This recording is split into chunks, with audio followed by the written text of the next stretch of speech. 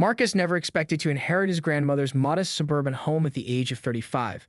The news came on a rainy Tuesday morning, 3 weeks after her funeral, when his grandmother's attorney called with a surprising revelation. Though they had been close throughout his childhood, Marcus had moved to the city for work nearly a decade ago, and visits had become increasingly infrequent as his career in architectural design demanded more of his time. "She always said you were the only one who appreciated that house for what it was," the attorney explained as Marcus signed the final paperwork. "Your grandmother was quite insistent that you should decide its fate." Standing in the driveway that Friday afternoon, keys in hand, Marcus felt a complicated wave of emotions wash over him. The split-level ranch with its faded blue trim had been the backdrop to countless summer vacations and holiday gatherings. The oak tree in the front yard, now significantly taller than he remembered, still bore the weathered remains of a rope swing his grandfather had hung when Marcus was 7. His plan was simple and practical: clean up the property, make a few essential repairs, and sell it. The housing market in this suburb had heated up considerably, and his realtor friend Jordan assured him that with minimal investment, he could turn a significant profit. Marcus couldn't imagine moving back to suburban life after years in his downtown loft, and the practical choice seemed obvious. "The biggest issue is going to be that pool," Jordan said during their walkthrough the following morning. The backyard's above-ground pool, once the neighborhood kid's summer paradise, had fallen into disrepair over the last few years of his grandmother's declining health. The vinyl liner was torn in multiple places, algae bloomed in stagnant puddles at the bottom, and the wooden decks surrounding showed alarming signs of rot. "I remember learning to swim in this thing," Marcus commented, resting his hand on the rusted ladder. "Grandma would sit right there with a book and her iced tea, making sure none of us neighborhood kids drowned." Jordan nodded sympathetically but remained practical. "It's a liability nightmare now. According to the home inspector, the electrical for the pump isn't up to code anymore, and those deck boards wouldn't pass any safety inspection. You need to spend at least $15,000 to bring it up to standard, and honestly, pools don't add that much value in this market." Marcus spent the afternoon walking through each room of the house, sorting through memories as much as belongings. His grandmother's presence lingered everywhere, in the collection of hand-painted teacups displayed in the dining room hutch, in the faint scent of her lavender hand cream that still clung to the armchair where she spent her final years, in the meticulously organized kitchen where she taught him to bake her famous snickerdoodles. By evening, Marcus had reached a decision. After consulting further with his realtor, he determined that removing the pool entirely would be the smartest choice before listing the property. The space could be transformed into a simple, low-maintenance yard that would appeal to young families without the safety concerns and upkeep of an aging pool. He scheduled a weekend to drive out to the suburb and begin the dismantling process, booking a local dumpster service and enlisting 2 friends with promises of beer and barbecue as payment. Marcus made lists, watched tutorial videos on pool removal, and gathered the necessary tools, all while remaining completely unaware of the neighborhood dynamics that had shifted dramatically since his childhood visits, particularly regarding the woman who had moved into the house next door 3 years ago. During his grandmother's final years, a family had moved in next door, the Petersons. They arrived with a flurry of activity that briefly animated the otherwise quiet street. A moving truck that blocked the cul-de-sac for an entire Saturday, 3 energetic children racing bicycles up and down the sidewalk, and their mother, Diane, who made it her business to introduce herself to everyone on the block within 48 hours. Diane Peterson, with her precision-highlighted bob and perpetual athleisure wear, had initially presented herself as the neighborhood's self-appointed welcome wagon. She brought Marcus's grandmother a store-bought lemon cake and offered effusive compliments about the charming vintage character of the older woman's garden. For the first several months, the relationship had been cordial, even helpful. When Marcus's grandmother slipped on ice that winter and sprained her ankle, Diane organized a meal train and personally delivered the mail each afternoon. What neither Marcus nor his ailing grandmother fully recognized was how Diane's helpfulness gradually transformed into something more proprietary. It began innocuously enough, offering to trim the hedge between their properties while she was already doing her own. Then came suggestions about plant placement, followed by actual gardening without prior discussion. "You know, I've been thinking about your hydrangeas," Diane had said one spring morning, finding Marcus's grandmother sitting on her porch during one of his infrequent visits. "They'd thrive better if we moved them over by the fence line. I could take care of that for you, and you can't bend down like you used to." By the time Marcus's grandmother became bedridden, Diane had taken it upon herself to maintain the yard that separated their properties, gradually expanding her garden beds further into his grandmother's land. What had once been a strip of grass with clear boundaries had morphed into an elaborate extension of Diane's own landscaping, complete with imported stone pavers that conveniently created a path directly from her property to the pool area. During his twice-monthly phone calls, Marcus's grandmother had occasionally mentioned the neighbor who helps with the yard, But her failing memory and Diane's careful management of her visits meant that Marcus never understood the extent of the encroachment. The home health aide who visited 3 times weekly was focused on medical care, not property boundaries. Unbeknownst to Marcus, Diane had been allowing her children to use the pool during summer months, entering through the side gate whenever they pleased. What began as an occasional courtesy. "The kids are so hot today. Would you mind if they took a quick dip?" Evolved into regular use without even a pretense of asking permission.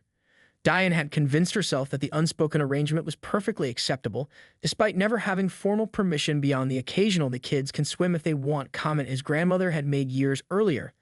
In Diane's revisionist memory, this casual comment had transformed into an open-ended agreement that extended well beyond his grandmother's lucidity.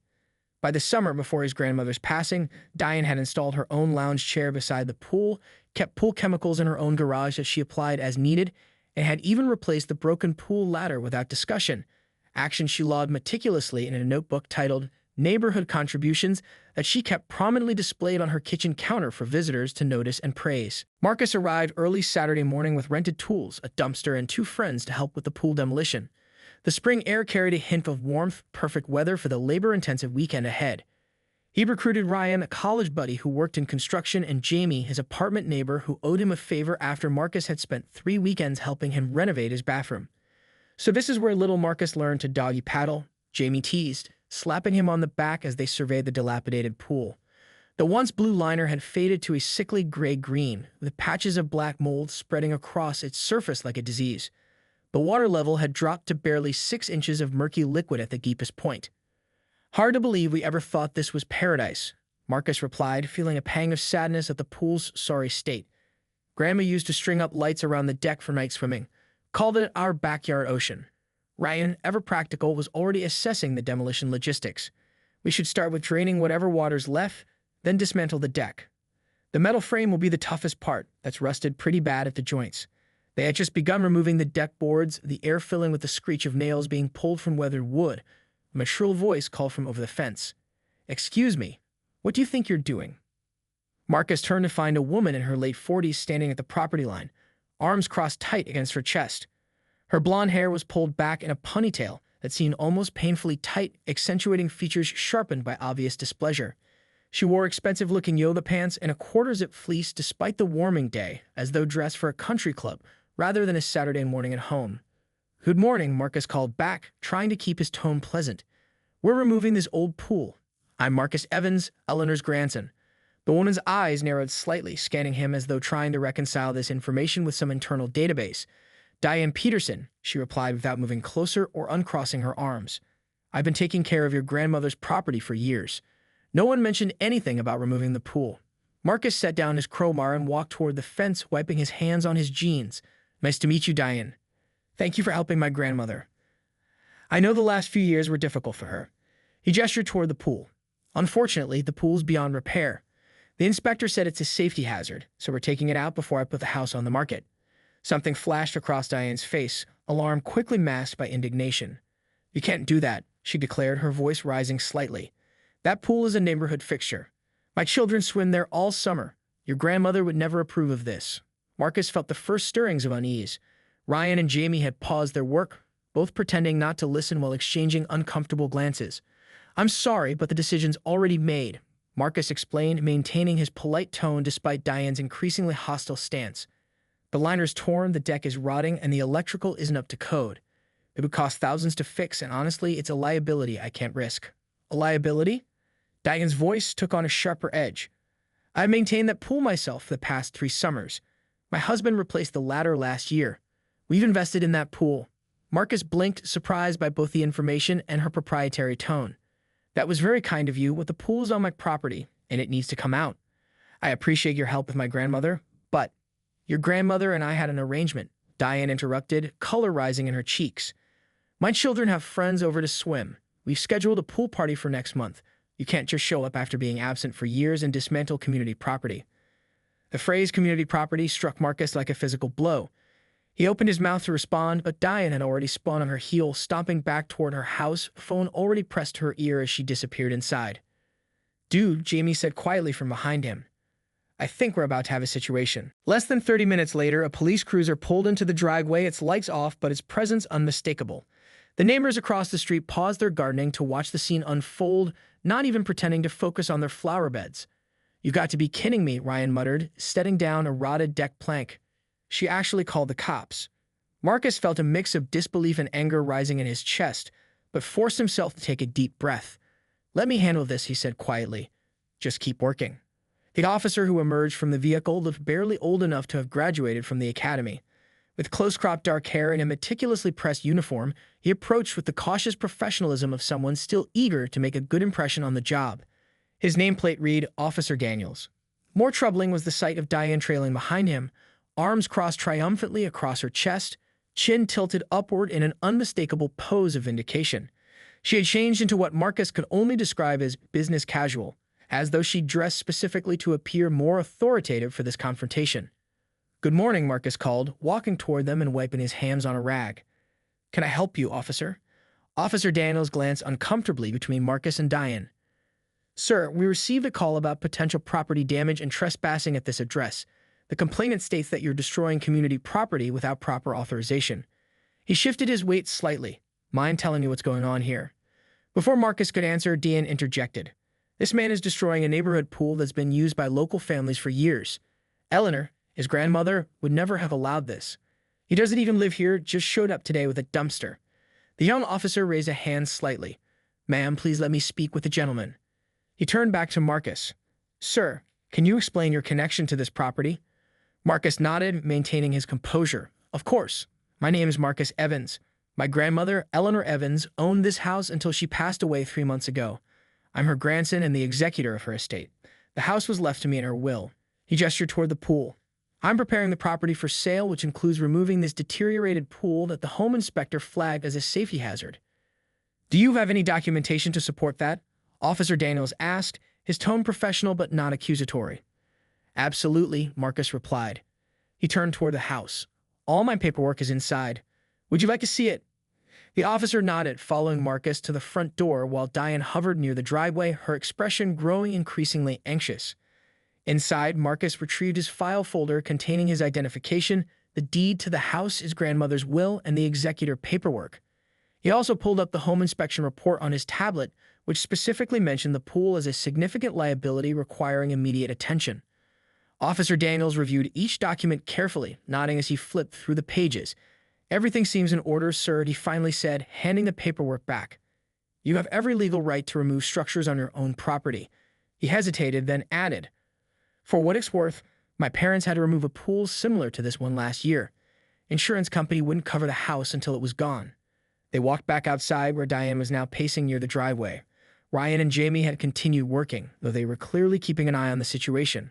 "Ma'am," Officer Daniels said, approaching Diane with a professional but firm tone, "I've reviewed Mr. Evans' documentation. He is the legal owner of this property and has every right to remove the pool." Diane's expression shifted from smugness to disbelief. But the neighborhood children use that pool. We've been maintaining it. There's an understanding." "That may be," the officer replied evenly, "but legally speaking, this is Mr. Evans' decision to make. This is a civil matter, if anything, but the gentleman is within his rights." His expression grew slightly sterner. "And ma'am, please don't call emergency services for non-emergency situations. If you have a dispute about property usage, that would be a matter for civil court, not the police department." Diane's face flushed a deep crimson. She opened her mouth as if to argue further, then snapped it shut. With a final glare at Marcus, she turned sharply and marched back toward her own house, the slam of her front door audible from the driveway. "Sorry about the interruption," Officer Daniels said quietly to Marcus. "You're free to continue your work." After the police left, Marcus thought the matter was settled. The 3 men worked steadily through the afternoon, making significant progress on dismantling the deck and draining the remaining stagnant water from the pool. By late afternoon, they had removed about half of the wooden structure and had begun loosening the metal frame components.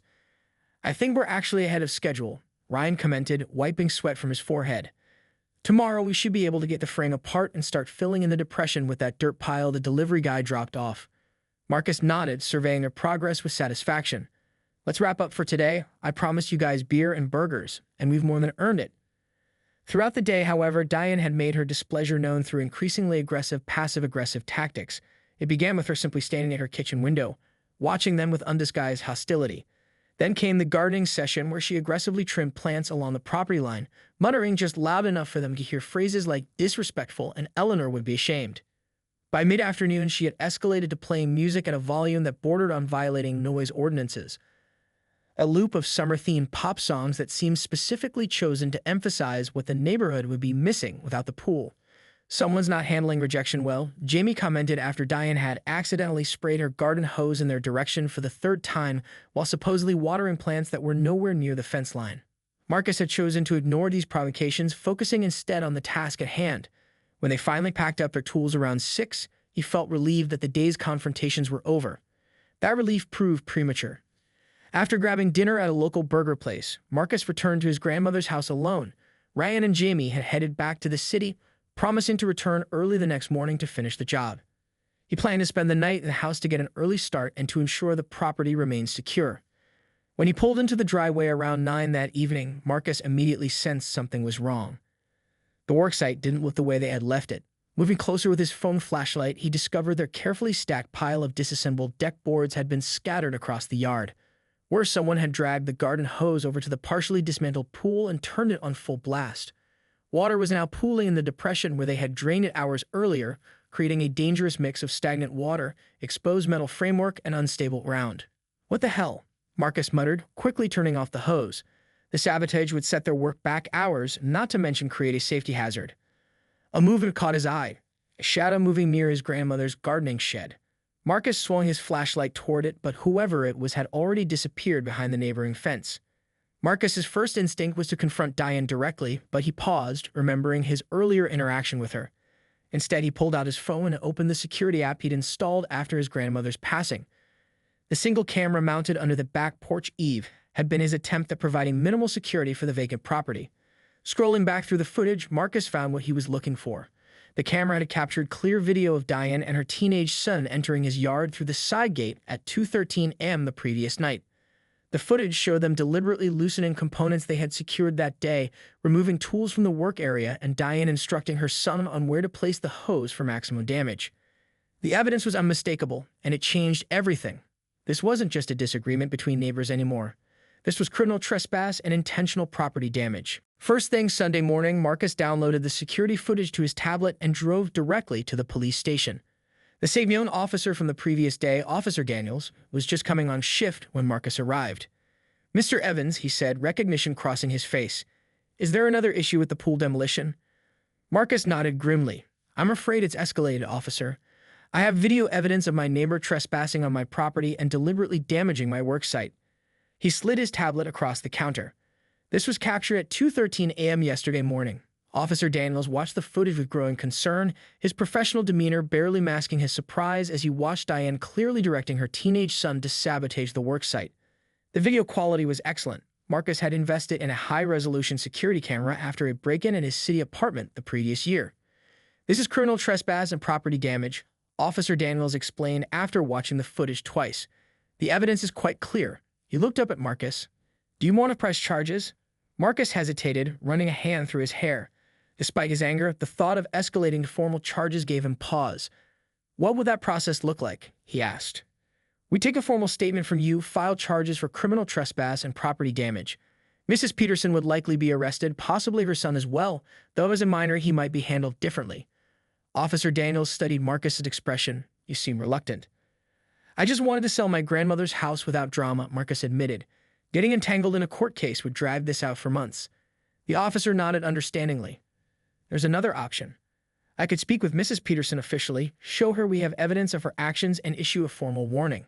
Make it clear that any further incidents will result in immediate charges. Sometimes that's enough to resolve these situations without court involvement." After considering his options, Marcus agreed to the warning approach first. "But I want this documented officially," he added. "And if anything else happens, I won't hesitate to press charges." An hour later, Marcus waited in his grandmother's living room as Officer Daniels and another officer knocked on Diane's door.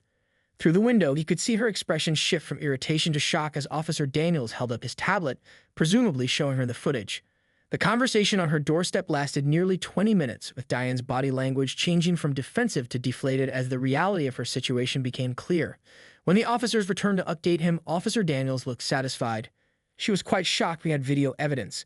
Initially tried to claim it was a misunderstanding about property boundaries and permissions, said she thought she still had rights to maintain the pool area.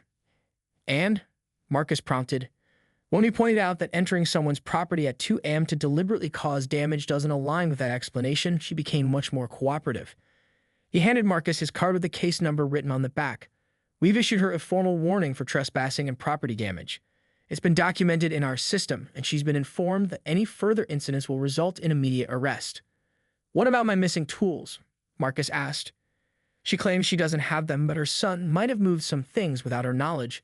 Officer Daniels replied skeptically. She's promised they'll be returned to your front porch by noon. If they're not, call me directly. After the officers left, Marcus stood on the front porch, watching as Dan peeked through her blinds at him before quickly disappearing from view. The confrontation had been necessary, but he took no pleasure in it. All he wanted was to complete the project, sell a house, and move on with his life. Ryan and Jamie arrived shortly after, concerned by Marcus's early morning text about the sabotage. When he explained what had happened and the police response, Jamie let out a low whistle. Dude, this lady's unhinged.